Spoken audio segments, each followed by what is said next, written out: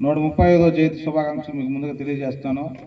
ఈ సందర్భంగా ప్రతి ఒక్కరికి మరణం జరగడం ఉంటుంది. కానీ బాబాసాహెబ్ అంబేద్కర్కి ఆయన మరణించి ఇప్పటికి 70 సంవత్సరాలు దాటిపోయినా కూడా ఆయన ఇంకా కూడా సజీవంగానే జీవించే ఉన్నాడు. ఎందుకంటే భారత రాజ్యాంగం రూపంలో ఆయన నిత్యం జీవించుతూనే ఉంటాడు. ఈ నింగి ఈ భూమి ఉన్నంత వరకు బాబాసాహెబ్ అంబేద్కర్ని ఎవరు కూడా అంతం చేయలేరు కూడా అని కూడా తెలియజేస్తా ఉన్నా. అంటే బాబాసాహెబ్ గారి పోరాటం 1891లో ఆయన జన్మిస్తే ఆయన చదువుకునే దానికి ఎన్నో అగసాట్లు పడింది. ఈ సమాజం ఆయన్ని చదువుకొనిచ్చేదాన్ని కూడా అంగీకరించలేదు. ఆయన ఉన్నతమైన జీవితాన్ని జీవించే హక్కులన్నీ ఉన్నా కూడా కాదనుకొని ఆయన మన కోసం ఆయన నలుగురు కుమారులను కూడా జాతి కోసం అంకితం చేశాడు.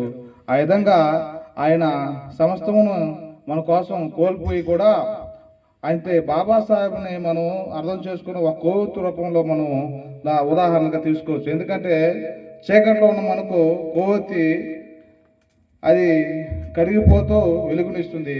బాబాసాహెబ్ అంబేద్కర్ కూడా ఆయనకు ఉన్నటువంటి ఉన్నత అవకాశాలన్నింటినీ కూడా కోల్పోయి మన జీవితాల కోసం ఆయన అప్పనంగా అంకితమైనదని కూడా మీకు అందరూ తెలియజేస్తా ఉన్నా.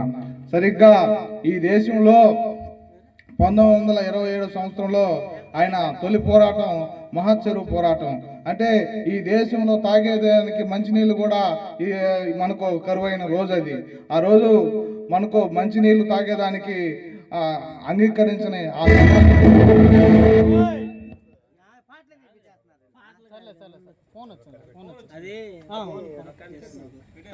బ్లూటూత్ ఆఫ్ చేసిన